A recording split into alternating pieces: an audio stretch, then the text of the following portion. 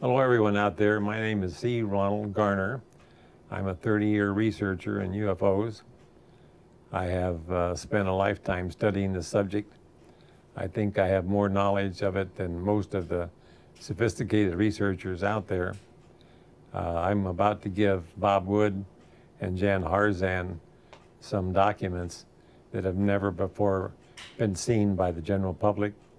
I'm hoping that they'll be published in the MUFON Journal, so that people out there will know what's going on behind the scenes. For whatever reason, I've been privileged and honored to talk to a half a dozen people that are within the secret government. I know their names, I know where they are. Many of them are recognizable by the general public, but I'm going to give these documents today on January the 23rd, 2015, to Bob Wood and Jan Harzan, so they can be published in the MUFON Journal. I just want to make one statement why I'm wearing this angel cap. It's a code image for people in the secret program. Those of you out there who know its meaning, you know its meaning. A little bit of background about myself. When I was a teenager, a neighbor gave me a book called Flying Saucers Have Landed by George Adamski. And that just took my interest, and I was fascinated up till this day. When I was 18 years old, I married a woman who was a trance medium. And she brought through people then that I didn't know, but I subsequently, my later years, realized that they were entities from other star systems, because she spoke different languages. She was different syntax, totally different person. That was a major experience when I was married to her for 10 years. She was an astrologer for major Hollywood people. So I became an astrologer, her assistant, making charts and so forth. And she was doing these readings. Another major turning event was in 1983. I was working for a mortgage company in Beverly Hills, and the woman manager and I went to lunch one day, and she said that her brother worked at Area 51. I said, "Oh, really? I'd sure like to talk to him." And she said, "Well, I'll try and set it up, but he's a little funny about talking to anybody." So turned out that he was a low-level person, just a welder or carpenter or something. And he told her that he would walk by this one office there at Area 51 S4. People need to distinguish between S4 and Area 51 proper. Area 51 proper is Nellis Air Force Base. That's where they had the B-52s and all of them up there. But S4 is where all the super secret stuff is. It's 15 miles southwest of Groom Lake proper. So she said that her brother told her that he saw this being in this room who had one brown shoe and one black shoe on, and things were all messed up. So he said he went in there one day and he said to this being, he said, "Why don't you straighten up this place? It's a mess."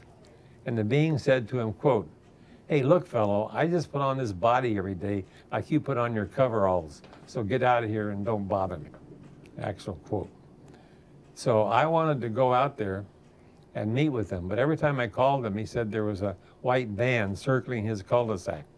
So he was afraid he was being monitored, and he would never agree to being interviewed.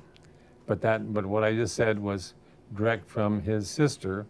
Well, she'd have no reason to lie to me or to play games anyway. It was just a casual lunch conversation. So then, and I go to Vegas a lot. I have some European friends there. And in '89, when Bob Lazar came on CBS talking about Area 51 S4, that really got my attention with George Knapp. And so there was another confirmation of Area 51 S4, totally separated. Then in '93, I was attending International UFO Congress in Las Vegas, and the speaker there that I was entranced with was Bill Uhouse. Now, Bill Uhouse was an engineer, and he was tasked by the Air Force after he got out of the Marines. He was a pilot for the Marines in World War II, to go to work at Wright-Patterson Air Force Base. And he went to work there, working on back engineering special projects. So then they transferred him to Los Alamos, and they transferred him also to Area 51 S4. And he said on camera that at Los Alamos, Edward Teller was there with two beings from a different star system, the blonde, blue-eyed variety, what we call the Nordics in ufology.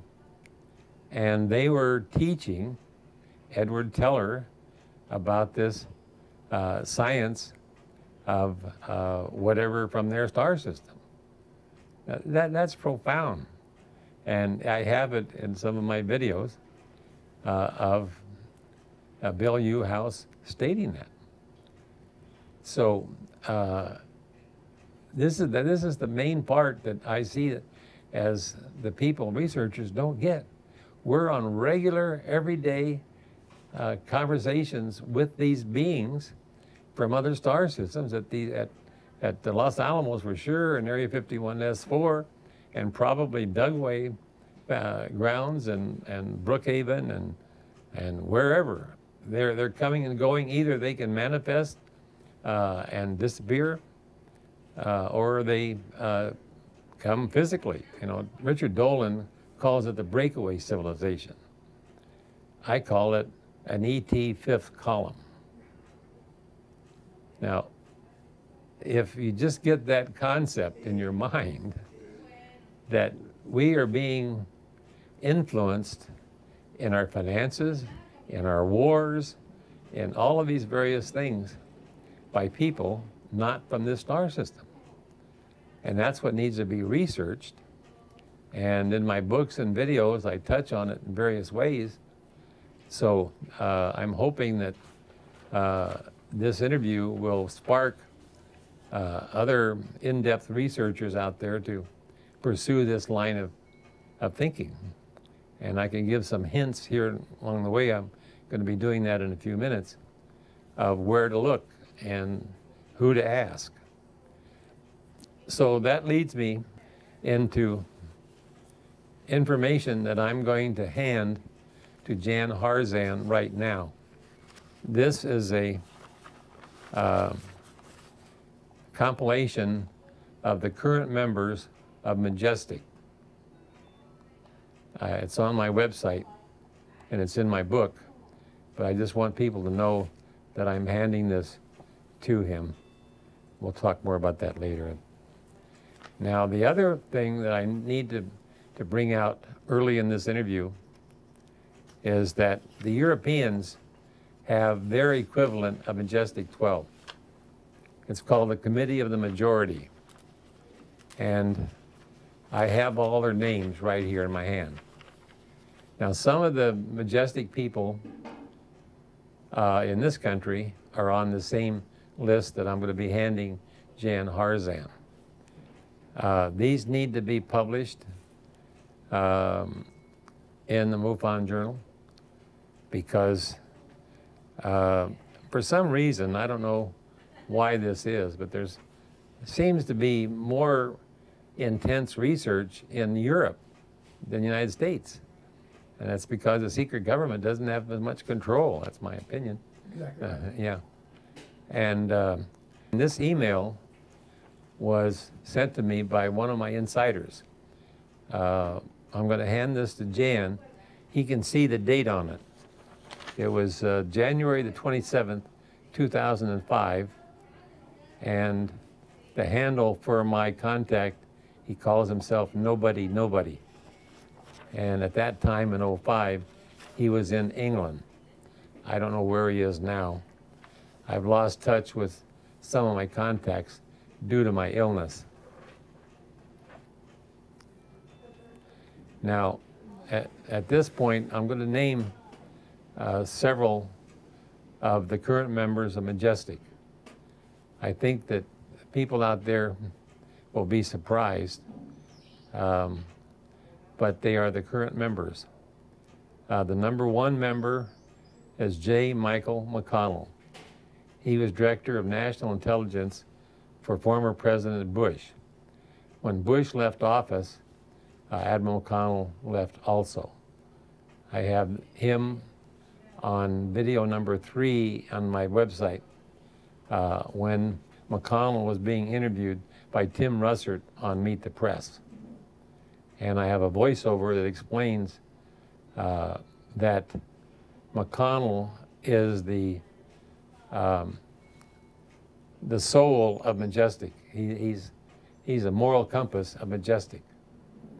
He tries to keep them in line, the other 11 members. He doesn't always do a great job, but he tries.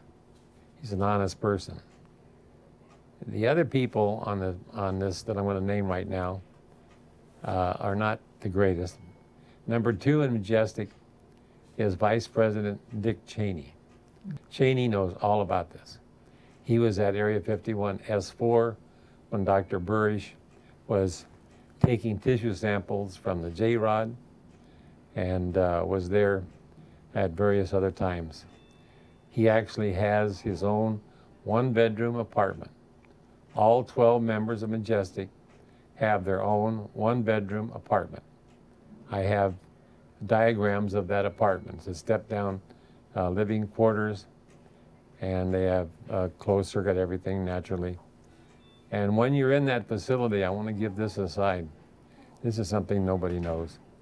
When you're in the facility, there are armed guards every direction. You can't, when you're in that facility, you can't look down any hallway, any corridor, anything without seeing an armed guard. And that intimidates the people that are working there. You're not about to do something that would be untoward if that is facing you. And the other thing that a lot of UFO researchers don't know is the guards in Area 51 S4 are Navy SEALs. The guards on the outside are Wackenhut, you know, the perimeter, but they're not on the inside. And in my video, I believe it's video number 2 at Area 51thetruth.com, endorsements of, it's a tab at the top, it's endorsements by various people of the Dan Burry story. We'll get into that in a minute. But John Lear, Learjet fame, tells about when Dan Burrish, microbiologist, Department of Defense microbiologist at Area 51 S4, tells on my video that when he saw the changing of the guard, when the Navy SEALs changed the guard, it's like the tomb of the unknown. Very professional, just spick and polished, just dynamite, just fantastic. And Dan Burry says on my camera that they knew, that he knew, if he stepped over that red line, they would shoot him. Now, this is a very valuable asset, specially trained microbiologist, but they would shoot him if he stepped over. That's how serious all this is. So the ability that I have had to interact with these people like Bill Uhouse, and later on I interviewed Bill Uhouse's son, Will Uhouse, on camera with Burrish, and he confirms everything that Dan Burry said as far as the looking glass and so forth. His father told him the same thing. And we can get into the looking glass a little more. That's a device whereby the secret government can see the past or the future. Not exactly, but approximately. And it can also act as a teleportation device.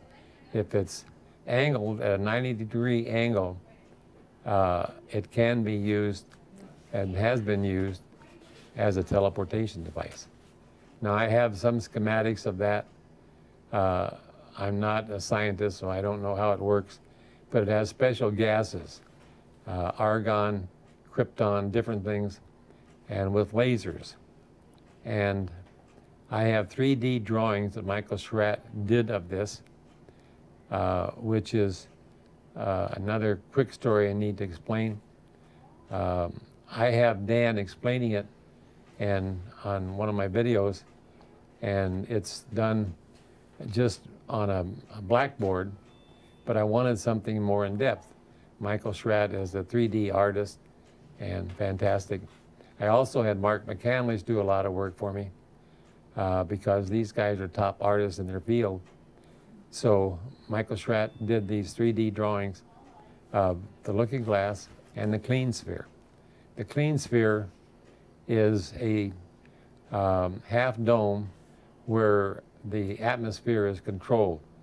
Nitrogen, oxygen, just like we have, but it has 5% hydrogen, because this being from another star system requires that. He's from the Zeta Reticuli star system. For some strange reason, here again, synchronicity, the Dan Burry story and the anonymous story, which we talk about a little later, have been somewhat sanctioned. Not so much the anonymous story, but the Dan Burry story is sanctioned by the secret government. So Dr. Dan Burry, microbiologist, Department of Defense, is a poster boy for disclosure. And I'm the media person that's supposed to make it happen. I thought this would happen 5 years ago. I want to address this quickly, though. I don't know for sure, but 5 years ago, I was finishing up my book on Dan Burry, and I had a camera crew coming from Hollywood to interview Dr. Burry 5 years ago, and I had arranged for him to meet with these people. We had police escorts. We had the whole 9 yards. They were shooting another reality show, and the producer was a friend, so he's going to do the Dan Burry story. But when I set it up with Dan Burry's mother, Doreen Crane, she got upset because I was going to have her second instead of first. So she told Dan that I had treated her disrespectfully, so therefore she wouldn't go on camera and he wouldn't either. At the time, I was really angry about it. I spent a lot of time and money setting all this up. But now I'm glad, because what happened was that I started to put my attention on the anonymous story, which I had started in 1996. And it was an extremely important story. But, and I don't throw this out as true, but it's strange that my first bladder cancer came about at the same time, within a couple weeks of my transferring from the Burry story to the anonymous story. I can't prove it, don't know, but former Congressman Schiff, Sherry Adamek, Stephen Greer's assistant, they both had quick, active cancers. Don't know, but it's in the literature. I can name 25 or more people that have died strange deaths. Now, why is this? Why is the secret government murdering people? The first one, which we can talk about in some depth, is the first Secretary of Defense, James Forrestal. Now, he's thrown out of the window at Bethesda Naval Hospital. I mean, nobody believes the suicide story, that there was some kind of a belt wrapped around the radiator and tried to hang him. The whole thing is totally crazy. But Anonymous says that he saw in the CIA files at Langley that on the windowsill was scratch marks where Forrestal was trying to hang on. He didn't try to kill himself. Now, what could there be in all of this lore and literature that for over 60 years, they've been murdering people? And this is directly from Anonymous and from the CIA files. So what I think that is, and this needs to be pursued big time, is that Anonymous says, and I know this will rock the world, but the Allied powers won the low-tech war. they lost the high-tech war. What does that mean? That means that Hitler and his cohorts had back-engineered craft in the 30s. There's a book, which I don't remember the name, History Channel had it on there, where there was a UFO landed in the Black Forest. And then, according to Anonymous, back to channelers, the Germans had these channelers. They were channeling these people, blonde Nordics, probably from the Pleiades, and that they were teaching the German scientists how to build anti-gravity machines.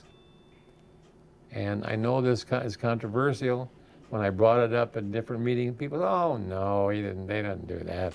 UFOs and Nazis, come on. But if you just think logically, Hitler was a half-baked painter. He was a corporal in the guy was a nothing. How could he be inspired to do what he did?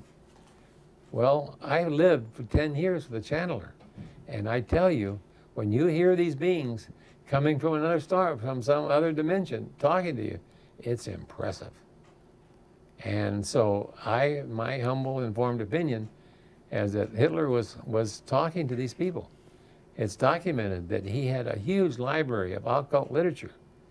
Now, I have it from several sources that Rockefeller paid a lot of money to the historians not to put this in the history books. So if we can get this story out, all the history books have to be rewritten. Mm-hmm. So let's fast forward to 96. In 96, I was working for a publishing company in San Diego, and I went to lunch with one of my fellow employees, and he told me at lunch that his father-in-law had worked at Area 51 and been a cryptographer for the Army, and he had also been recruited by the CIA. So I said, boy, we got to talk to him. But he didn't want to talk. This is in 96. But I realized that this was too important and that his life was threatened, his family was threatened. Back to the same thing. They're threatening people. We'll get into why I think it's happening.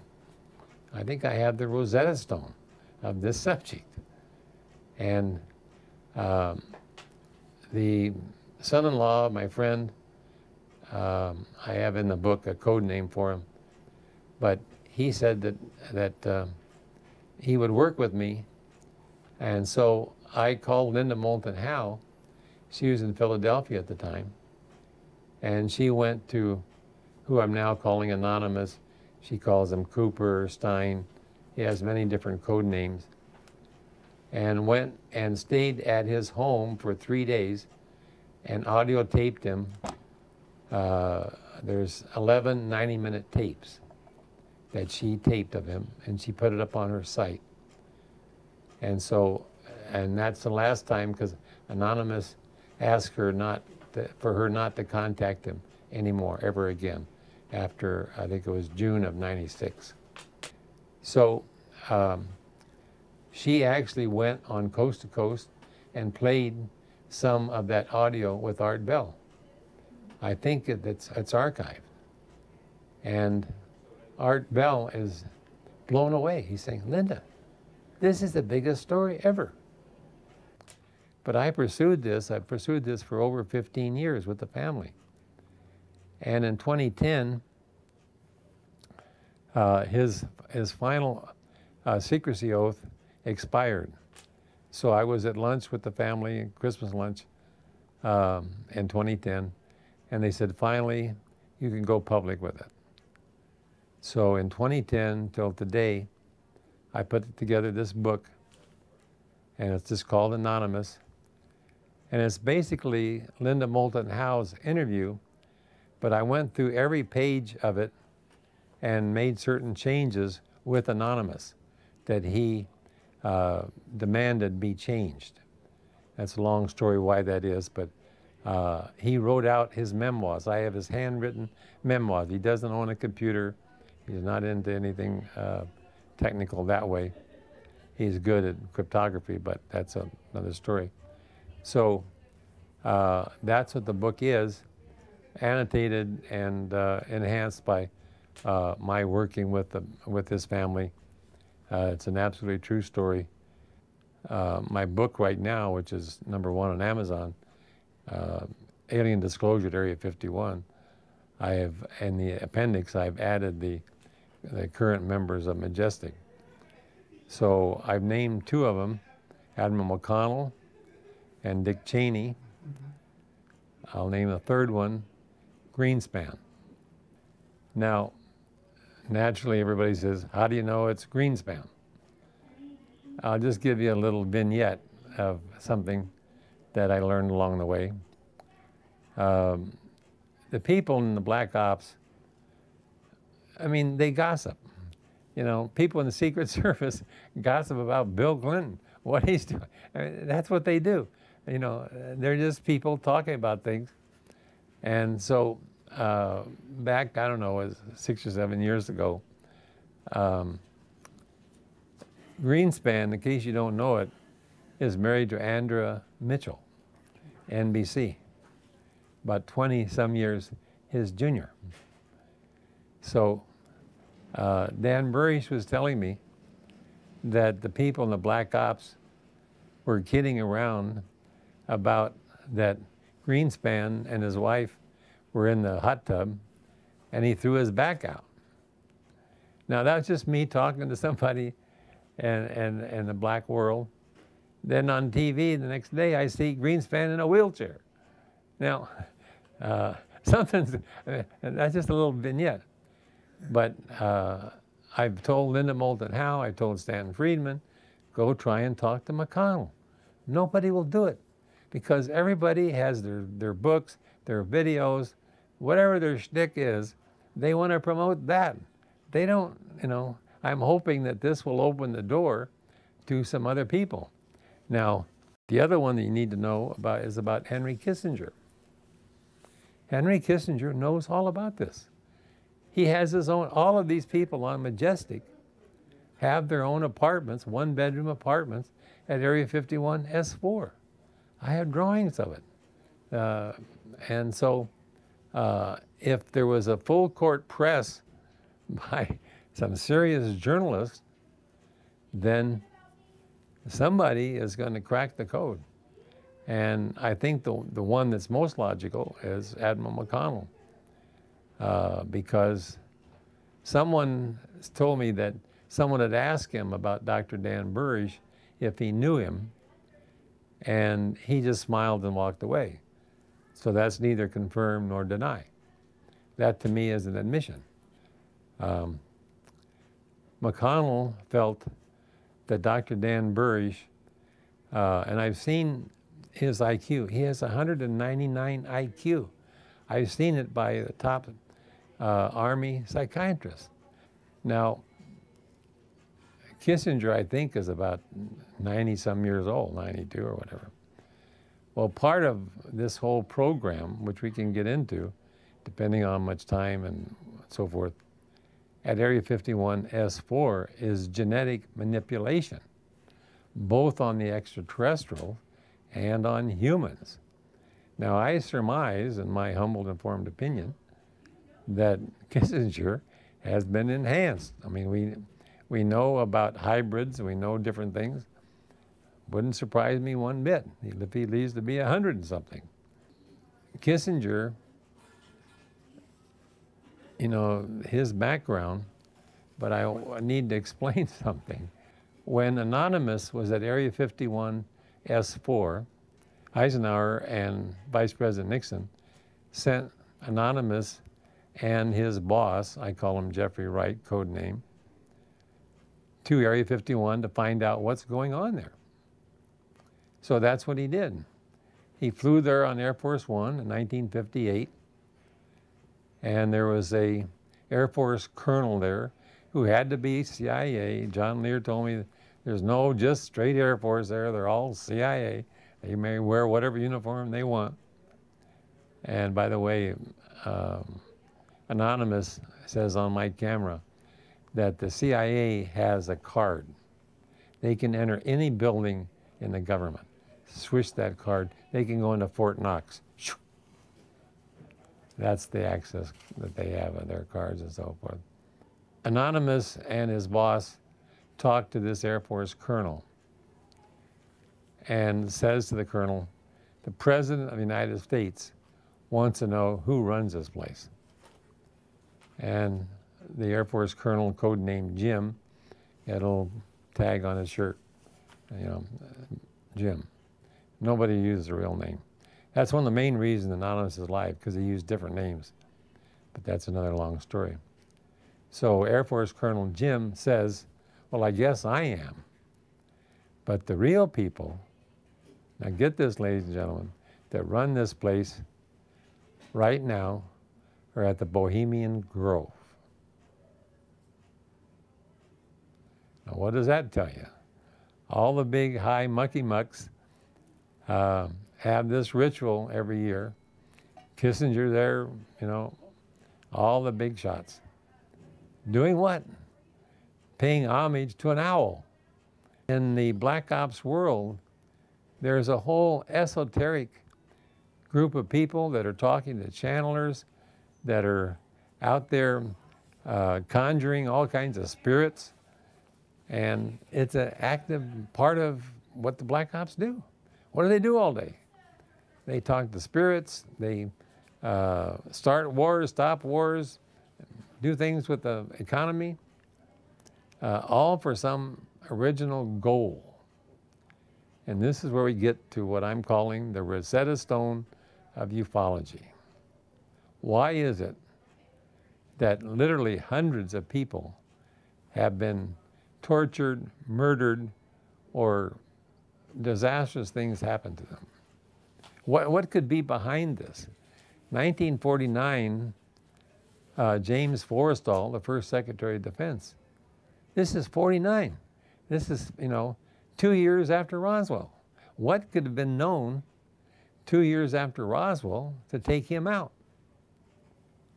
Well, what I think is that there is a secret government. Richard Dolan calls it the breakaway.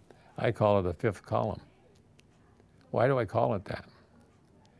Because what Dan Burish says to me on camera, it's in my videos, that the J-Rod person, the being that was at Area 51S4 for over 50 years, was called the ambassador. So, as kind of a joke, I called them names too. They called him Stumpy and Bright Eyes, making fun of this being from another star system.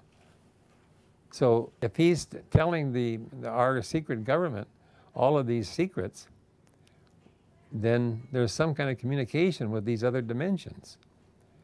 And Dan Burish, being such an intelligence person, was tuned in to this J-Rod person because the J-Rod was on a ship that Dan Burish was abducted into when he was 9 years old at Mayberry Park in Lakewood, California.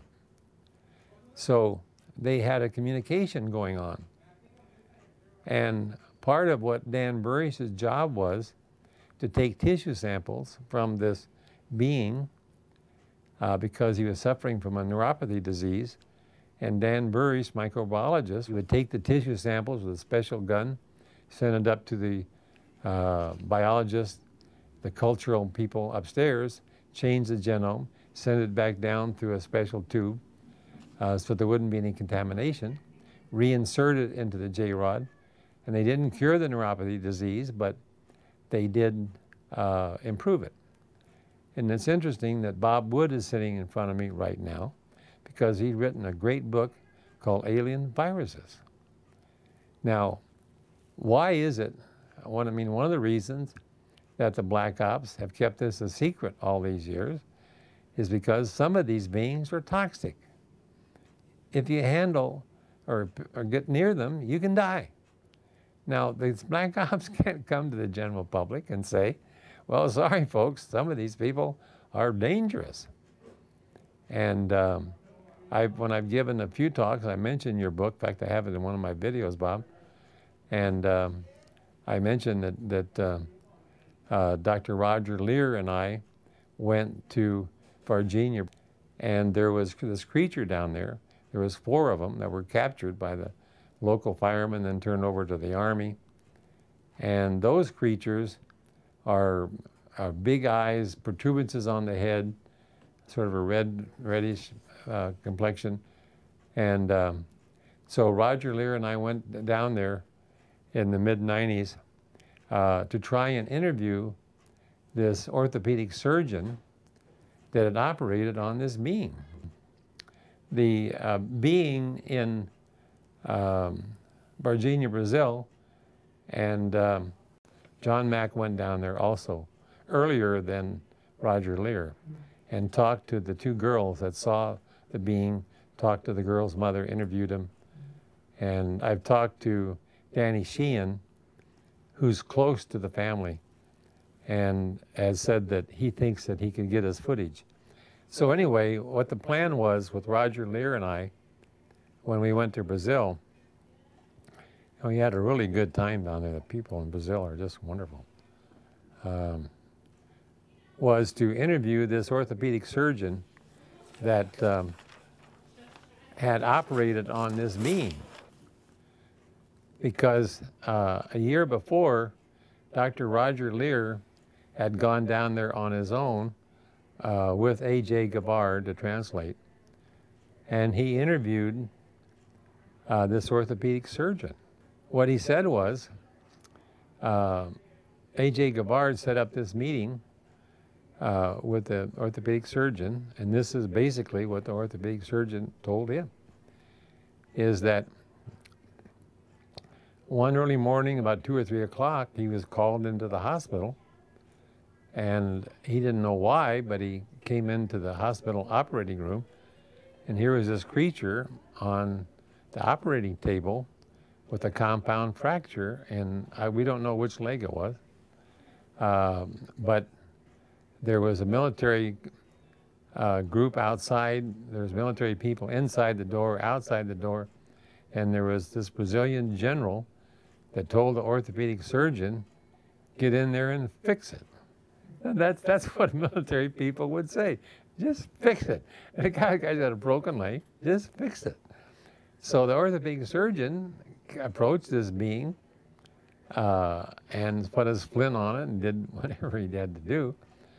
And there's like a green mist that just filled the room. And in one day, it was totally healed. And the being telepathically told the orthopedic surgeon that in their world, they heal with their mental powers. They don't need intervention by doctors, which I think is fascinating. So when we went down there together, I had to come back early. So Roger, with A.J. Gavard, went to see this orthopedic surgeon again. This time he denied everything. He said, it didn't happen because they had gotten to him. So Dr. Roger Lear, one of our many projects, was to, with Jaime Masson, spirit this orthopedic surgeon and his family out of Brazil to Mexico, and then have go on camera and tell the real story. Now, it didn't happen, but A.J. Gavard told me 3 or 4 years ago that there's new information, so we need to find out what new things are going on in Brazil, in Virginia, and all down there.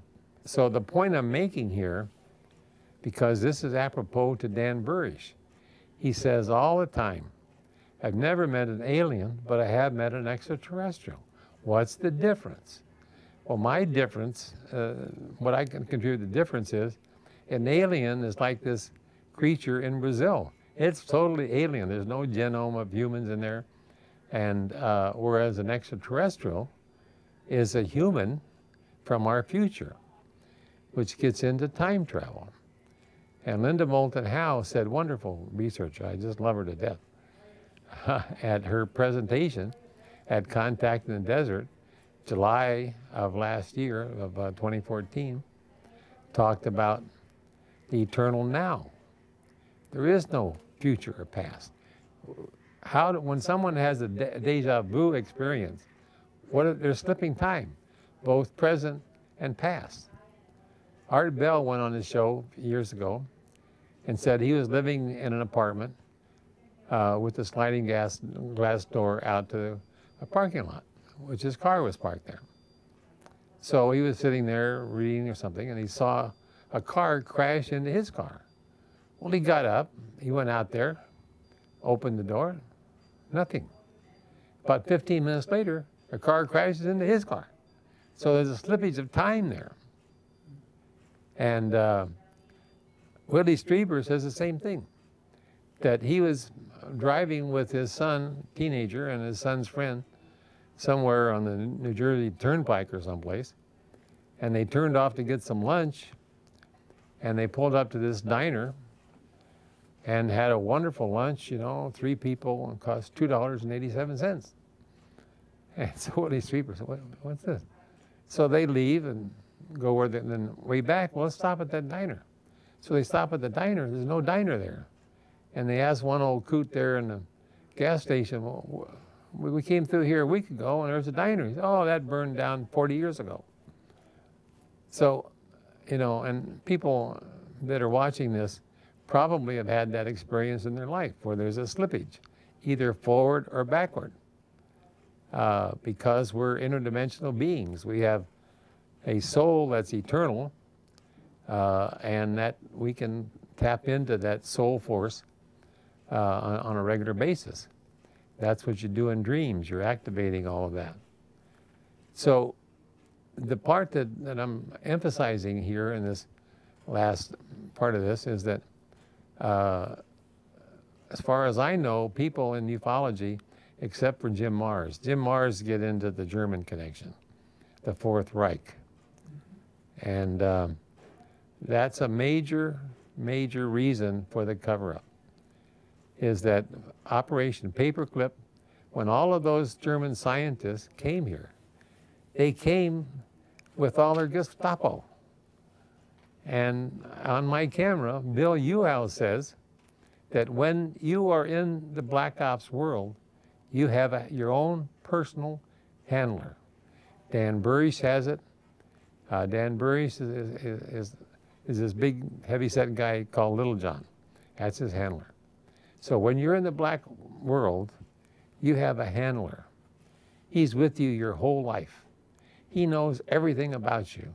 He knows your family, he knows your illnesses, he knows your weaknesses, your strengths. And every so often you have to take a lie detector test. They monitor you all the time.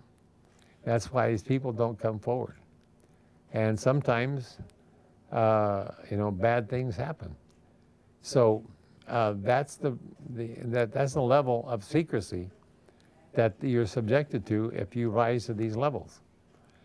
So when McConnell was talking to Dr. Dan Burish, basically as his godfather, he looks after him. All these other microbiologists are dead, but Dan Burish will be 52 February the 2nd of this year.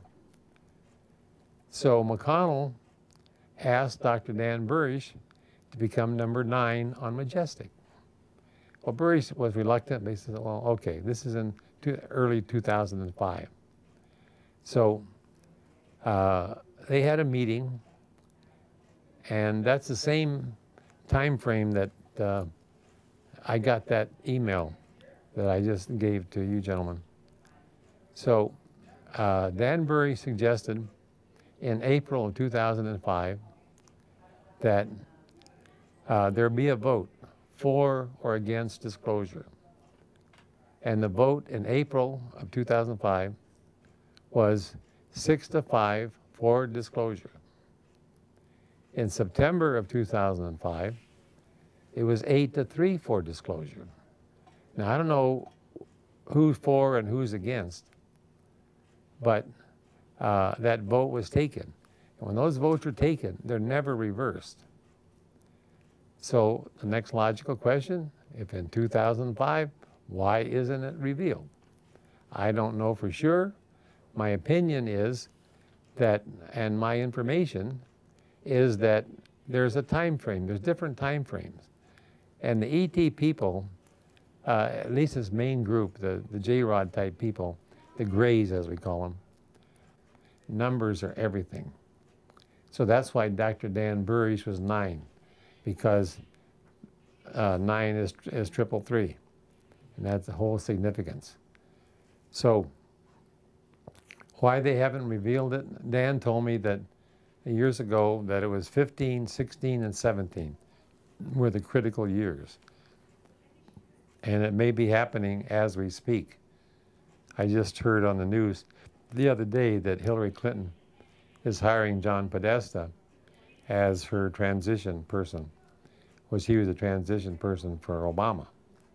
And Podesta has said, the National Press Club, that the extraterrestrials are here, it's a part of the law, we should present it. Now that's pretty significant, that a potential Democratic nominee for the President of the United States, and she knows a lot about this subject. She was given a lot of information from Rockefeller and Kissinger. You tied Kissinger back into the Rockefeller initiative.